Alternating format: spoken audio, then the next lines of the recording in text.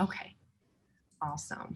And so if everybody can just, great, thank you, turn off your video, that'll be great. And then so would you like to take questions together at the end? That will make sense, right?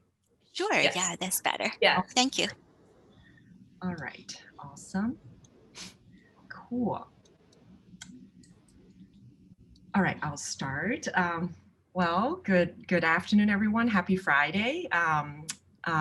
We are back to the COVID seminar after sort of a short hiatus the last few weeks. And today we have two very impressive speakers, Dr. Lily Zhang and Dr. Huihui Ye. And I will start with Lily. I think Lily will speak first also. Dr. Lily Zhang is a professor and director of Advanced Molecular Diagnostics Service in the Department of Pathology and Laboratory Medicine and UCLA Health. She got her medical training from Peking University. Very impressive in my mind. That's one of the best universities in China. She got her PhD in biochemistry and molecular biology and a master in bioinformatics from Johns Hopkins. She then went on to pursue her research and clinical fellowship training at Memorial Sloan Kettering Cancer Center. Turns out that I didn't know until she came to UCLA, we were just across the street from each other in New York for years. She served as the faculty member at Sloan Kettering for over 14 years. Rising to full attending status, member status in 2017. She led the development and clinical implementation of many molecular diagnostic tests to guide targeted therapy, immunotherapy, and patient selection for clinical trials. And Dr. Zhang's research focused on identifying the genetic alterations and biomarkers important for cancer progression and drug response through comprehensive molecular profiling and analysis. She serves on several expert panels under the ClinGen project, which is a major leading effort supported by NIH to address the complexity of interpreting genomic variants. And the goal of these efforts really is to define the clinical relevance of genes and variants for precision medicine and research, which is obviously a very important area. She would tell you about the project exploring the molecular mechanisms of androgen receptor blockade, which turns out to be a very important pathway as a therapy for COVID-19 male patients. And she's assembled an excellent team of collaborators, and among them is Dr. Huihui Ye. And this project is supported by the COVID-19 research grant from School of Medicine and Broad Stem Cell Research Center. And now on to Dr. Huihui Ye. She is the chief of genital urinary pathology at the Department of Pathology and Laboratory Medicine. She's also a health science clinical associate professor at the David Givens School of Medicine here.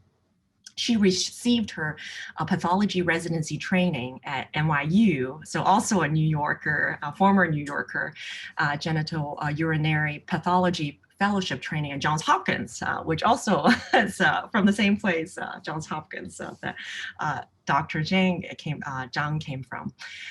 Before Dr. Ye joined UCLA in 2019, she was the director of genital urinary pathology and assistant professor at Beth Israel Deaconess Medical Center at Harvard Medical School. And her research interest is in the correlation between looking at correlation between morphology and genomic features of prostate cancer. So that's where the interests overlap. And obviously, she will tell you more about this collaboration that the two of them have been working on, along with Matthew Rettig and Andrew Goldstein, to look at androgen as its role in transcriptional regulation of viral entry of SARS-CoV-2. So very exciting and novel topic. So please take it away, and thanks for coming today to give a talk. Thank you, Melody, for the wonderful discussion. So I will share my screen.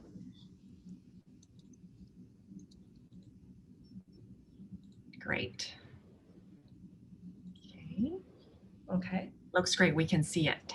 Sure.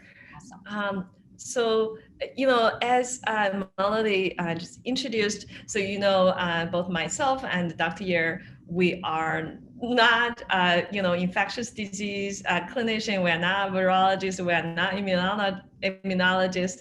And we are both relatively new to UCLA. So during when this COVID pandemic started, we both, talk together and discuss, what can we do to contribute to this, fight with this virus.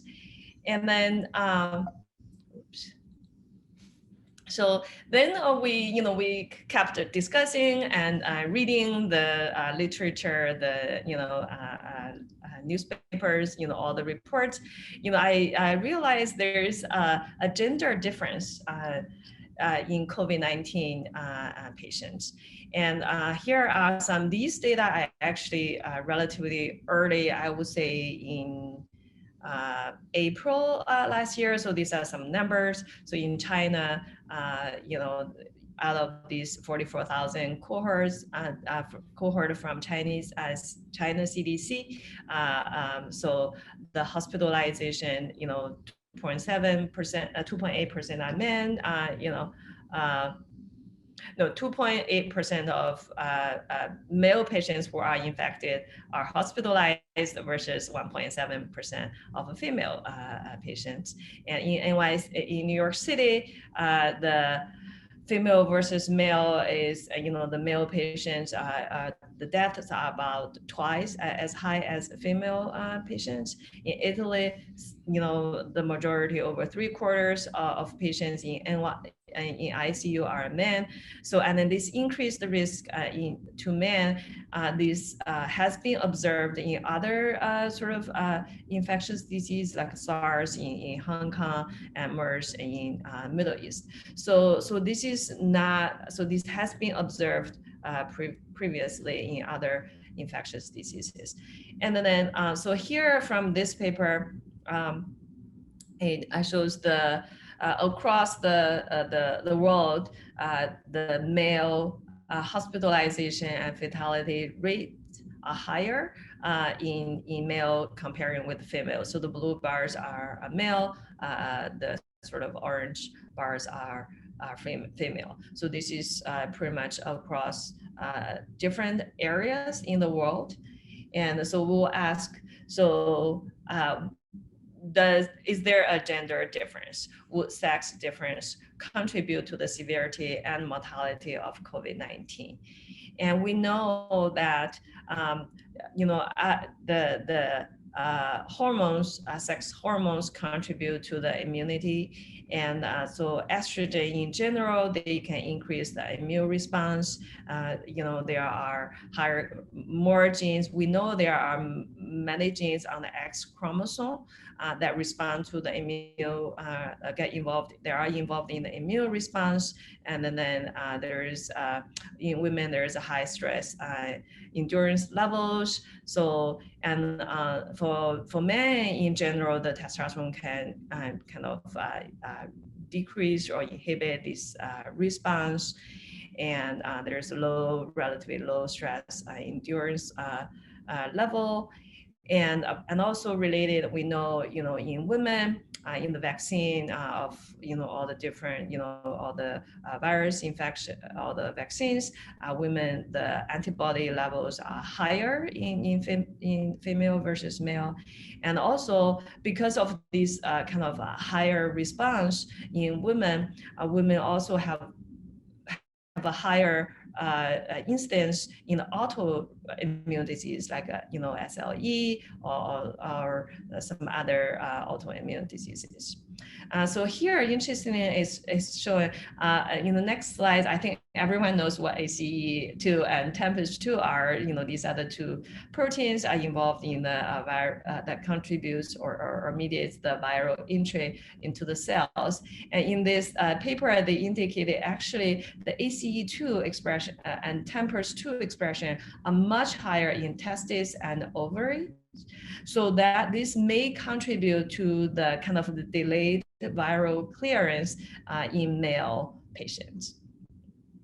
So as I mentioned, both furin and TMPRSS2 are essential for the proteolytic activation of the SARS-CoV-2 protein. So this is the S protein. It has the receptor binding domain, membrane fusion domain, and here you need furin and TMPRSS2 to make the cleavage, and then the S1 and the S2 protein will then infect the cells and mediate the cell entry or the infection of the cells.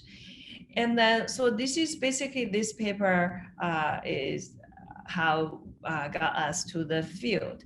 I actually worked on prostate cancer for my postdoc training. When I was doing my PhD, I worked on androgen receptor regulation and continuing that in my postdoc training, AR in prostate. So we know TMPRSS2 is a well-known gene because the TMPRSS2 ERK fusions are well established in prostate cancer. As a matter of fact, it's almost the kind of the first fusions identified in solid tumors because normally people would think, BCR-ABL, all these fusions occur in hematologic malignancies. So after that, many fusions are identified in solid tumors. So then, so TMPRSS2 here in this paper in Cancer Discovery, it was published in around March 2020. So basically saying TMPRSS2, it is expressed in the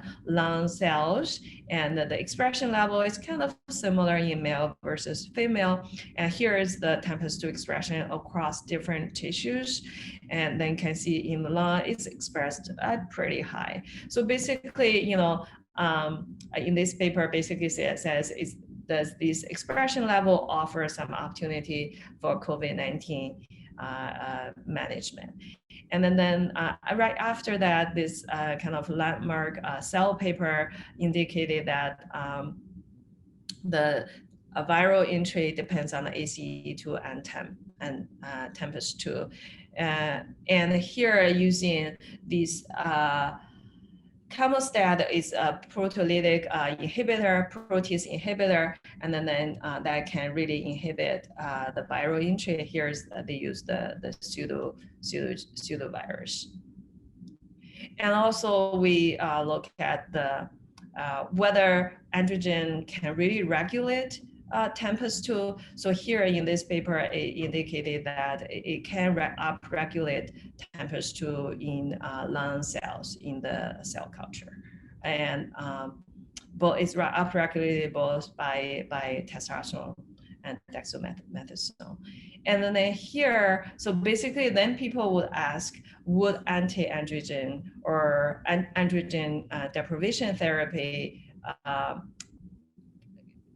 can that reduce the infection rate, or can they provide some protective role? So here, this paper is from Italy. Because we know androgen deprivation therapy is a standard therapy for prostate cancer. So that way, with a large database, immediately you can pull out the data, for the prostate cancer patients that are on ADT therapy versus those that are not, there a difference of the infection rates. So here in this paper, basically they look at the blue ones are the patients, prostate cancer patients on ADT, and then the orange ones are not on ADT. So you can see that there's roughly for the infection, mild disease, or severe COVID-19, the patients there are not on ADT, have a higher rate of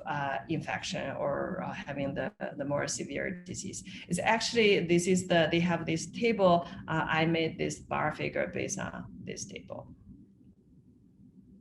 And then that led us to this project. And then we are very fortunate that here at our UCLA, Dr. Raddick is the PI and led this multi-institutional nationwide clinical trial to look at the effects of androgen deprivation therapy on male COVID-19 patients. And basically, so we quickly, team up with Dr. Reddick and Dr. Year and Dr. Andrew Goldstein, and then we asked the question whether the androgen receptor blockade will have any effects on COVID-19 treatment. If so, what are the molecular mechanisms? So, okay, so I will stop here, and Dr. Ye will present the data on the COVID-19 patients as well as the mice data from Andrew's lab. Yeah, sure. Let me share my screen. Okay. Let's move on to here. So basically, we came into this project because we are both, interested in prostate cancer, and the TMPRSS2. When we heard this TMPRSS2, the primer of the spike protein, is a very well-known target of the androgen-regulated gene in the prostate cancer. So our instinct is maybe the androgen regulates the TMPRSS2 in the upper respiratory tract system, and that androgen could explain that the predominant male mortality in the COVID-19 patient. So we chat with Matt and Andrew, and we first look at the mouse data. Before that, in human tissue, we did the co-expression using the IHC, dual IHC. So we saw the co-expression of androgen receptor as well as the viral primer protein TMPRSS2 expressed in both nasal sinus epithelium as well as in the bronchial epithelium. So here, basically, the red chromogen labels TMPRSS2 and the blue chromogen labels androgen receptor. So you could see in this epithelium, the nuclei are positive androgen receptor, and the apical membranous portion of the cell is expressing the TMPRSS2. Same in the nasal sinus epithelium. So indeed, in the human tissue, you could see the co-localization or co-expression of androgen receptor with this viral primer protein. And similar that the viral receptor ACE2 also is expressed in those respiratory epithelium that expressing AR. So this is another dual staining that red chromogen labels the androgen receptor, so it's a nuclear localization, and ACE2 is labeled with brown chromogen. Again, it's apical membranous staining. It's a very clean but linear staining at the apical membrane of the respiratory mucosa. We looked at the nasal swab from health donors just to look at whether we could stain those nasopharyngeal epithelium with TMPRSS2 and AC2 and AR. So here we just show that a few samples from female individual on the upper panel and male individuals on the lower panel that stains for TMPRSS2 protein. And you see those stronger expression in those male samples compared to the females. So in the animal, we try to see whether eliminate the androgen in the male mice, whether there's an association with a reduced TMPRSS2 in the mouse tissue. So we basically castrated 6 mice and castrated 6 mock castration or control mice and harvested their nasal mucosal cell lysate and run a Western blot. This is done from Andrew Goldstein's lab. So on the left is a control and the TMPRSS2 protein expression in the Western blot. You could see reduced in castrated mice in the nasal mucosa. And this is the just quantitative expression of the protein in normalized with the total protein level. So you could see castrated castrated mice in the nasal epithelium, the TEMPRESS-2 reduced compared to the control. And this is a beautiful, section of the mouse head and neck on the coronal section that we basically do the IHC on the TEMPRESS-2 protein on the coronally sectioned nasal sinus of the mouse. You could see this is half of the head, and you could see the eye, lacrimal gland, thyroid gland, and the nasal sinus. This is the low power of the control mice, and this is a castrated mice. You could see the overall TEMPRESS-2 staining intensity reduced in multiple tissue. And if you zoom in to look at the nasal sinus epithelium, look at the apical expression of the TEMPRESS-2 in the control and compared to the castrated mice. The castrated mice has a much reduced TEMPRESS-2 expression on the nasal pharyngeal nasal sinus epithelium. And same area, we did the AR staining blown up. You could see this control mice, the nasal epithelials. You see the nuclear staining for the AR, and the castrated mice basically is no longer have any AR staining. So it is correlate with reduced TEMPRESS-2 expression after castration. So ACE2 is interestingly is more like a stronger expression level on the dorsal portion of the nasal sinus. So this is the dorsal, this is the ventral side. And if you zoom in, that those the olfactory epithelium expressing the good linear membranous the ACE2 on the membrane side. And compared to the control, the castrated mice, those olfactory epithelium, you could see much less ACE2 expression on the apical portion. So those are reproduced in 6 mice. Similar at the same location, you could see the AR expression weak but present on the control mice, and castrated mice, basically the AR reduced to almost 0. We don't see any AR expression in castrated mice.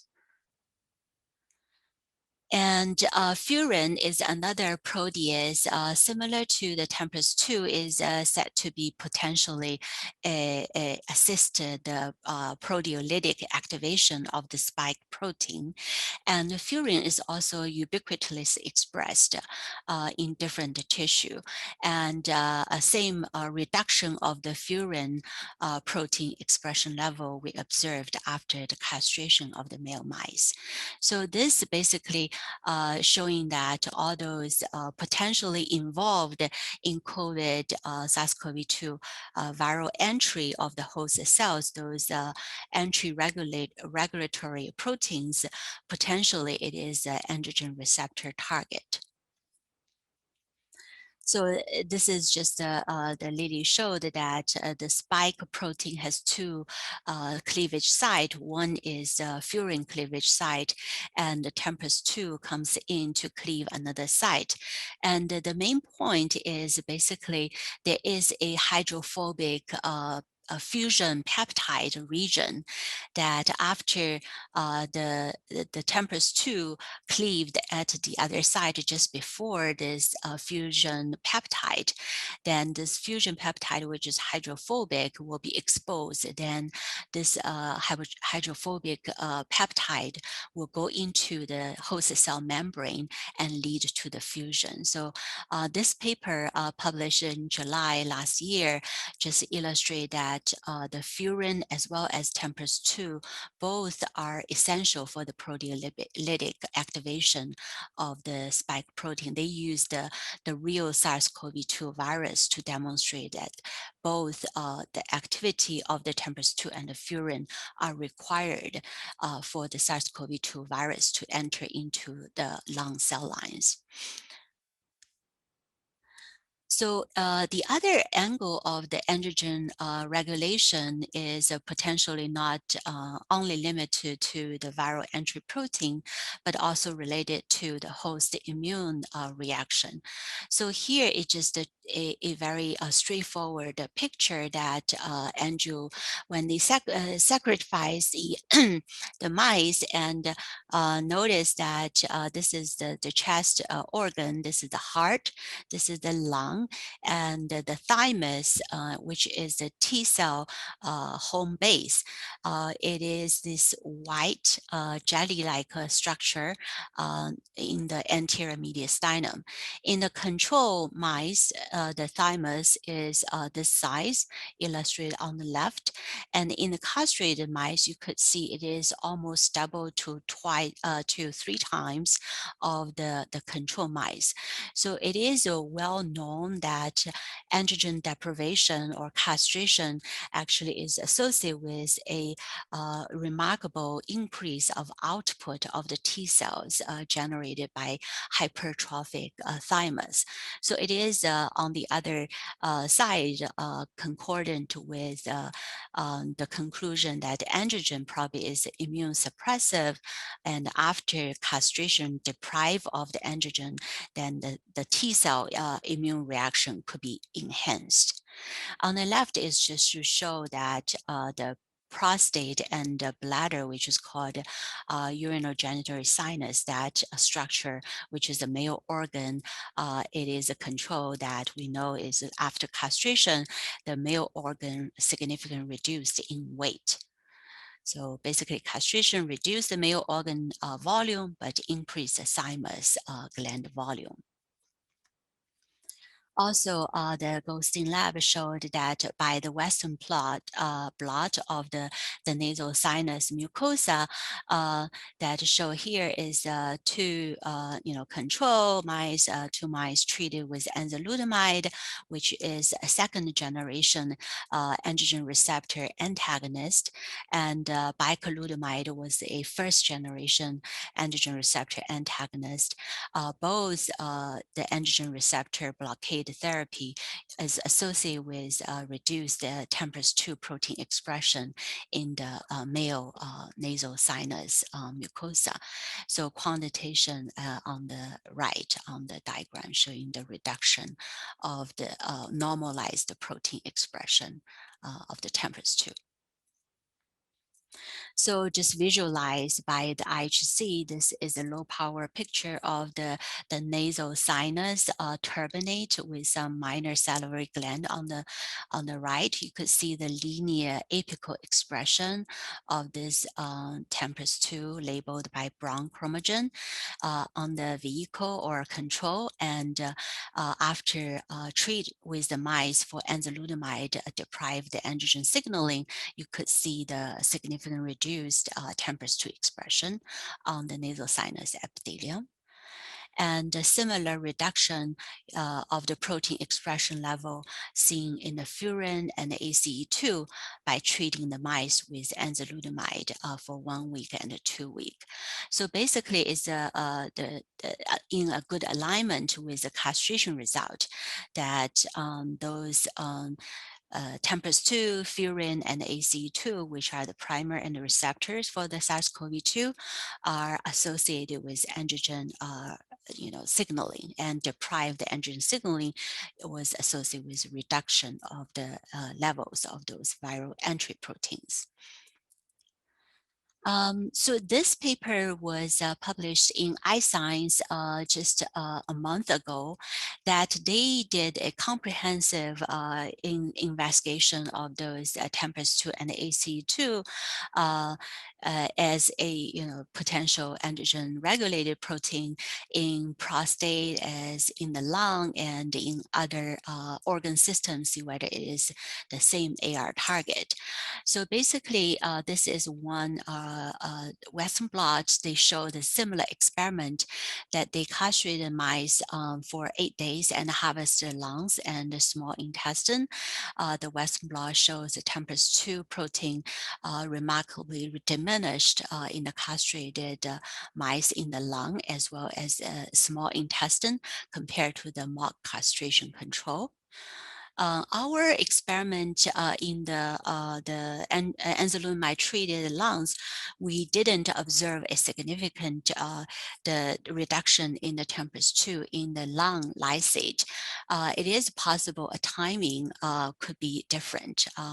So we castrated the mice for 1 month and harvested the lung, and they did 8 days. So there is a potential timing differences that they observed the reduction of the TMPRSS2 in lungs as well. And they used the mock, the pseudovirus, and they saw the if they suppress the TMPRSS2 activity using the inhibitor chemostat, or they block the androgen signaling, either castration, castration or the ADT treatment, they saw the reduced viral entry into the lung cells. So this is a schematic cartoon showing that basically the whole idea that the viral particle, this spike protein expressed on the viral particle, that TMPRSS2 expressed on the host cell surface. This is a protease that processed the spike protein, and meanwhile also process the ACE2. So allow that spike protein bind to ACE2 and involve in the viral entry into the host cells. And those two protein expression are under the regulation of the androgen receptor. So if you deprive the androgen supply by using the GnRH, gonadotropin releasing hormone antagonist or agonist, basically deprive the secretion of the testosterone, or you use a drug to disrupt the testosterone binding to the androgen receptor, it could both lead to reduced viral entry protein expression in the host cell, therefore suppress the viral entry. And the same process is a viral like a replication, reinfection of the host cells that could be reduced. So there are multiple therapeutic opportunities, either suppress the TMPRSS2 enzyme activity or by the transcriptional regulation of those TMPRSS2s by suppressing the androgen signaling. So this is basically the summary of our data that showing the human airway epithelium co-expressed the androgen receptor and these 3 viral entry proteins, and the castration and anti-androgen therapy actually reduced the expression level of those entry proteins in the mouse upper respiratory tract. And so kind of corroborate with the rationale of Dr. Raddick's multi-center clinical trial, which is the phase 2 randomized trial, used a temporary androgen suppression in the male veteran COVID-19 patients. So this trial also is supported by the human epidemiology data that Dr. Raddick and his collaborators extracted the whole VA system for the COVID-19 patient, and also how many patients are have a diagnosis of prostate cancer, and a large amount of them are on androgen deprivation therapy. So from statistical point of view, you could see how the androgen deprivation could affect the COVID-19 incidence as well as the severity. So here is some data that after controlling those multiple parameters, that the patient on androgen deprivation therapy compared to patient not on the androgen deprivation therapy has a mildly reduced the incidence of COVID-19 positive positivity with OR odds ratio of 0.75. And in the prostate cancer patient on ADT versus patient not on ADT has also a odds ratio of 0.86. So it's a mild to modest protective role of androgen deprivation therapy against the COVID-19 infection. And if you look at the severity of the disease, that protection significance is higher. So if you look at the ICU admission or the patients need ventilation assistance or incubation or the mortality, that patients on androgen deprivation therapy has much lower risk of severe disease or the mortality. So that also is provide a strong rationale that androgen deprivation therapy could reduce the COVID-19 disease severity. So we basically say there are two hypotheses under the androgen function as the therapeutic modality for the COVID-19 patients. So one is straightforward, probably just AR upregulate expression of those viral entry proteins, TMPRSS2, furin, and a receptor ACE2. The other is probably androgen has something to do with the immune suppression. So as we mentioned before, those actually the female hormones are enhancing those adaptive immunity, including the T cells, B cells, but the male hormones reduce the adaptive immunity, enhance the innate immunity. You could think about males fight a lot and hunt a lot, so there is a surgical wound that the innate immunity is evolutionally higher in the male individuals. So it is possible that the androgen itself has an immune suppressive role in those patients that lead to the severity of the COVID-19. So in this arm, in this trial, Dr. Reddick thought about all kind of androgen deprivation therapy drugs on the market and choose one drug called degarelix. Degarelix is a GnRH or gonadotropin releasing hormone antagonist. So it's basically exhausted the androgen production from the patient's body, from the testes and adrenal. And this is just one dose injection, and this drug has a very rapid onset of suppression of the serum testosterone to that castration level within the 24 hours. So just one dose temporary androgen deprivation, and look at with the best supportive care in the study arm, and placebo with the best supportive care in the control arm, and randomized 2-to-1, and to look at the primary endpoint of the disease improvement of the symptoms and on the severity scale, and the secondary endpoint including the duration of the hospitalization and the mortality, etc.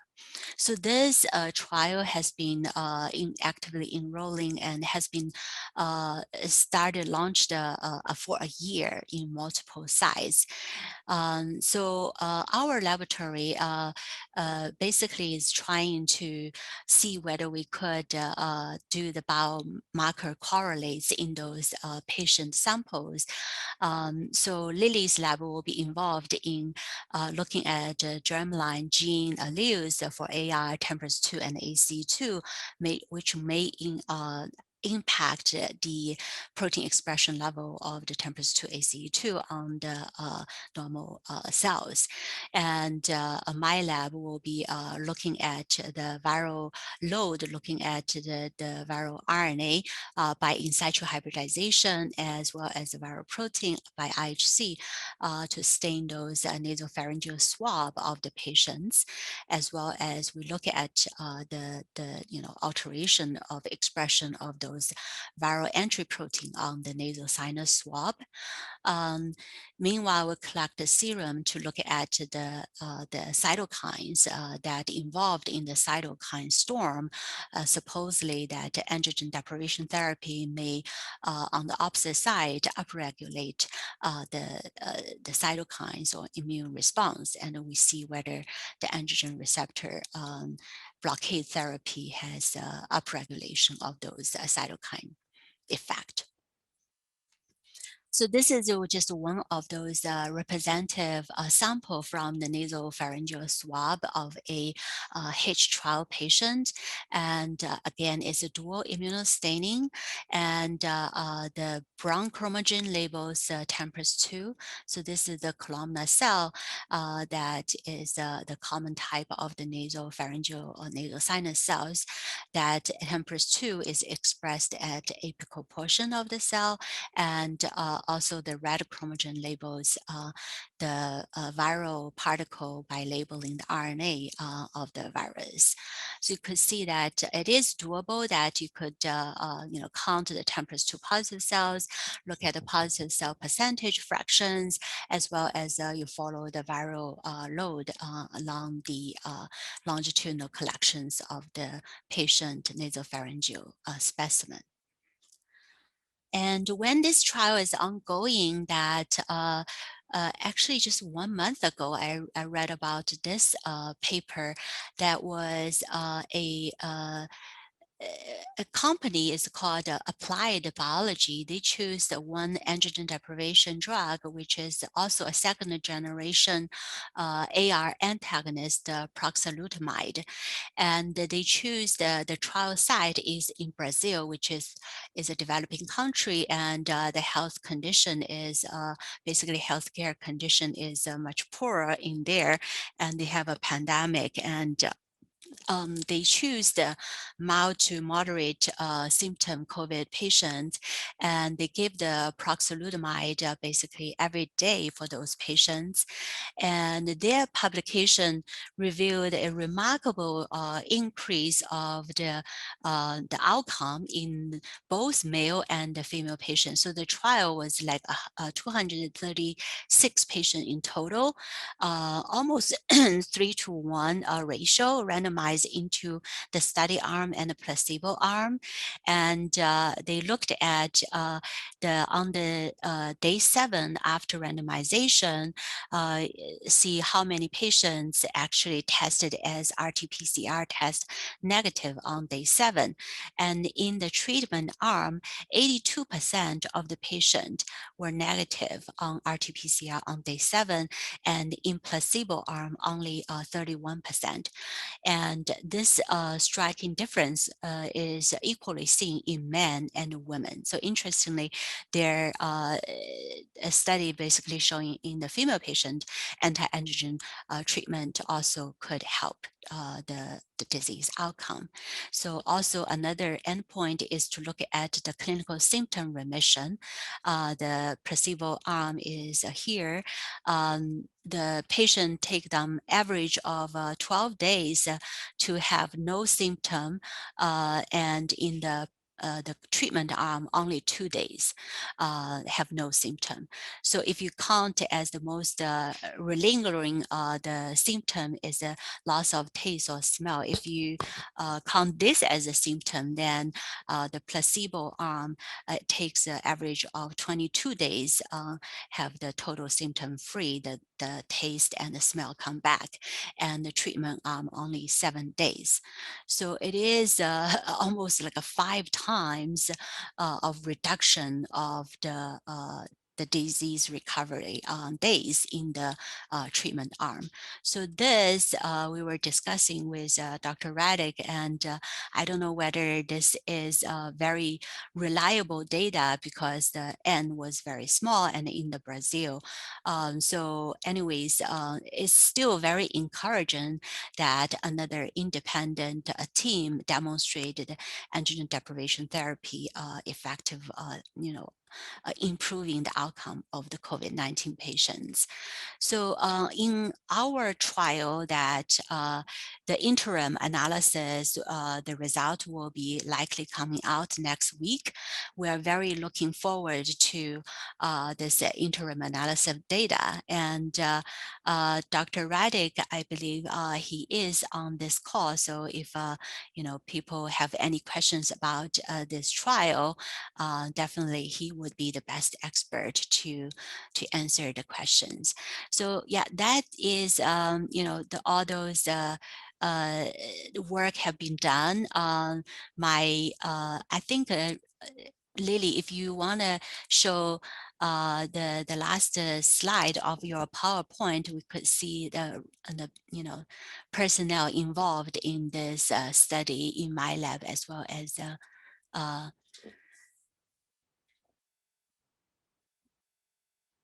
Andrew Goldstein's lab, as well as Dr. Rao's lab.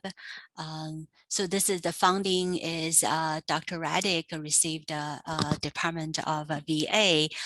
It's a multi-million-dollar trial of multi-central nationwide trial of the Hitch, and we received the funding from UCLA David Gavin School of Medicine Broad Stem Cell Research Center COVID-19 Research Award. And so the clinical teamwork is the most tremendous work on the first front, and we just do some the correlative studies. And the next slide, please, Lily. So this is all the personnel involved. Nick Nichols is also a prostate cancer investigator, oncologist at the VA. He helps collect the clinical samples. And Zhang Rao's lab, including another picture, Wei Bo is a young investigator in Dr. Zhang Rao's lab. Zhang is a cytologist, also on the GU clinical service. So he is a collaborator for this study. And Rong did most of the IHC study and in situ hybridization using the mice tissue that's generated by Dr. Goldstein's lab. So this is the team. So Dr. Raddick, the handsome guy in here, is the PI of the trial. And the last slide. So this is Weibo, who basically went to the VA hospital to collect all those nasopharyngeal swab specimen and blood. He's fully equipped and very careful of not contracting the disease. So would like to thank the whole team for the coordinated work. We would love to hear the input and the comments about the study from the audience. Great, thank you so much, Lily and Huihui. That was really beautiful work. Thanks for sharing, your findings from the clinical trial, which I can see is a really great resource, and all the immunostaining is just amazing. So I guess I'll open up the floor to anyone in the audience that has burning questions for the speakers. You can either type your question in the chat, or you can turn on your audio and our video to ask the speakers. Hi, I have a question. I was wondering how long the patients in the clinical trials had to be on the androgen deprivation therapies. Sure. Hi, this is Matt Reddick. I can answer that question. I'm wearing a jacket even though it's 75 out because I just had a really cold smoothie. So I have brain freeze. Anyhow, so the patients actually get the drug one time and it lasts for 4 weeks. So the drug induces a castrate level of serum testosterone very rapidly. By 24 hours, the testosterone levels are reduced by 90%. And that this medication is a depot that works by inhibiting the communication from the brain, the hypothalamus and the pituitary, to the testis that normally signals the testis to make testosterone. So this is, it lasts for a number of weeks, and then the testosterone recovers. So it's a sort of a temporary androgen suppression. All right, thank you very much. Sure.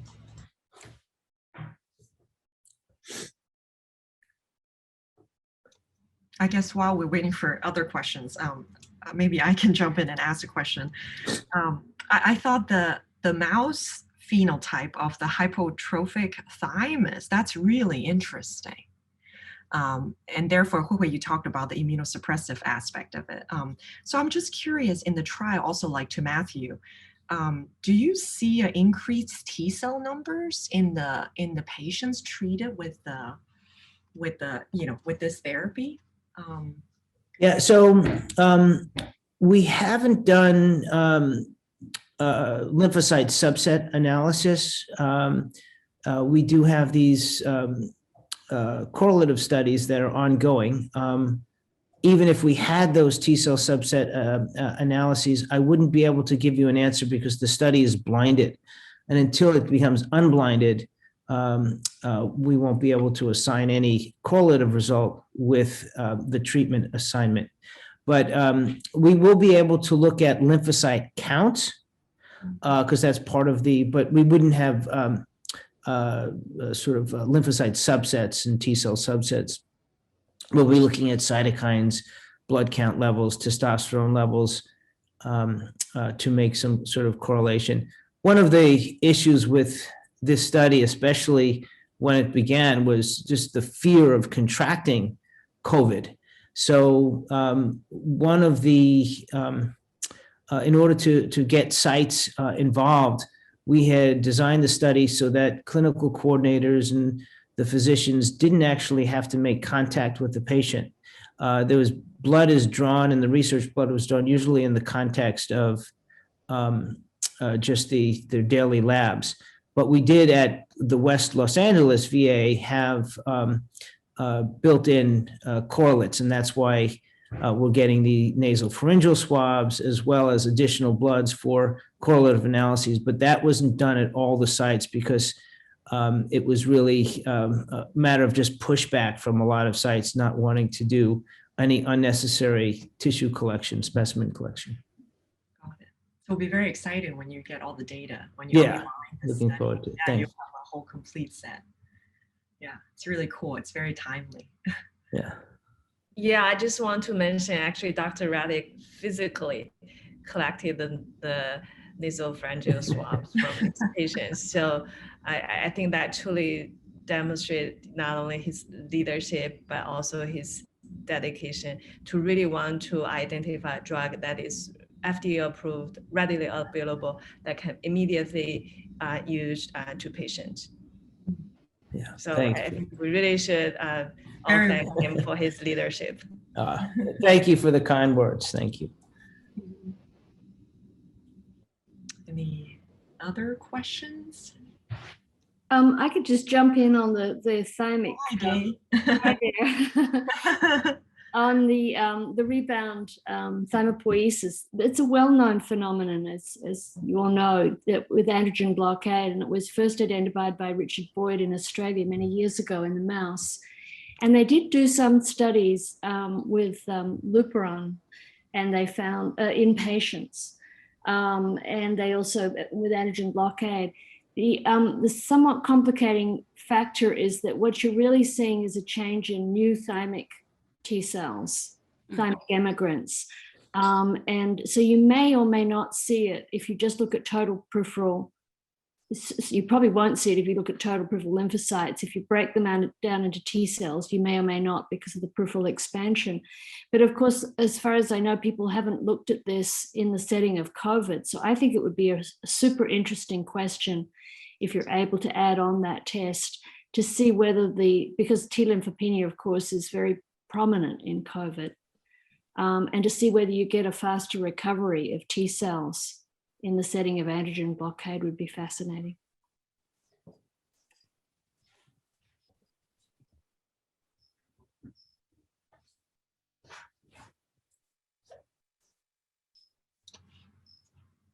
Any other questions?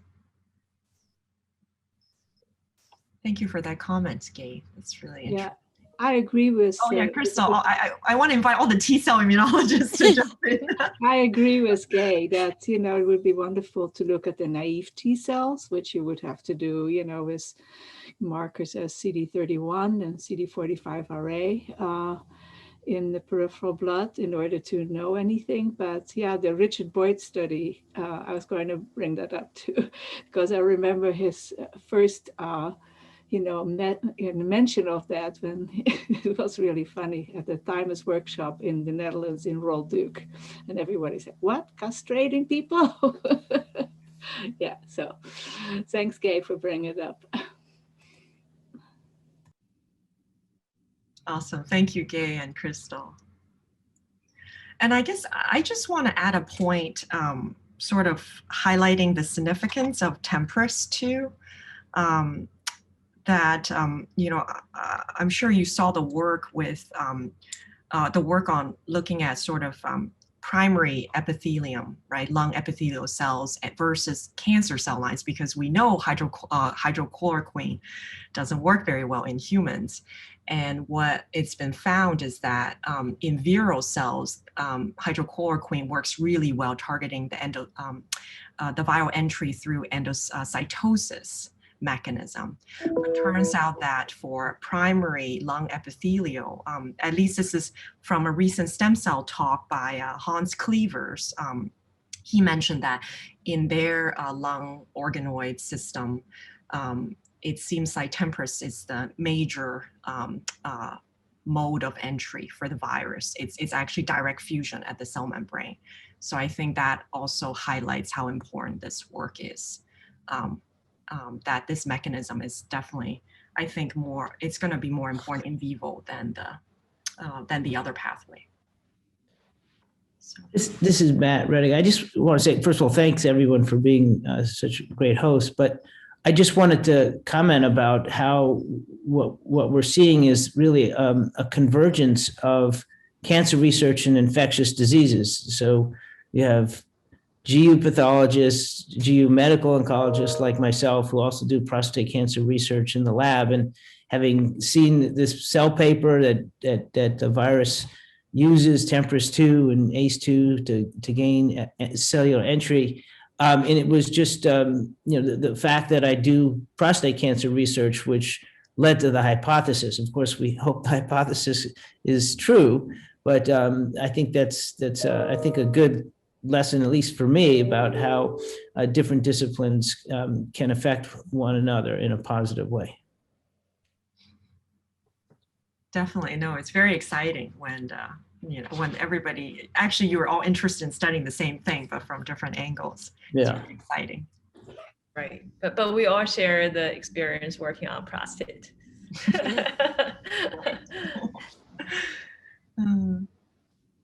Cool.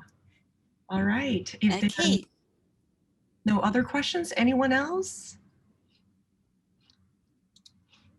Oh, I have a question about the method for how you did your immunostaining, because I'm not very familiar with it, and this is the first time I've ever seen a stain where you can actually see like the mouse's head. Can you explain your process behind that, please? Because that's really new and kind of scary thinking about it. So yeah, so we did explore the possibility how to visualize the anatomy of the nasal sinus, and so we did the cross section after decalcify using the immunocal, this very weak compatible decalcification solution for, you just test whether you could cut the bone into it and right amount of the timing of decalcification. Then you section into several segments and embed into one paraffin block, and then you just do the regular IHC. So I think it's just something that is really totally shocking to look at, right? Yeah. Okay, thank you so much for letting me know more about that. You're welcome.